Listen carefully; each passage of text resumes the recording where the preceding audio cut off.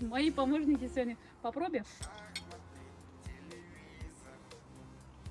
Сначала старшему. Мне кажется, им нравится. А теперь попробую я.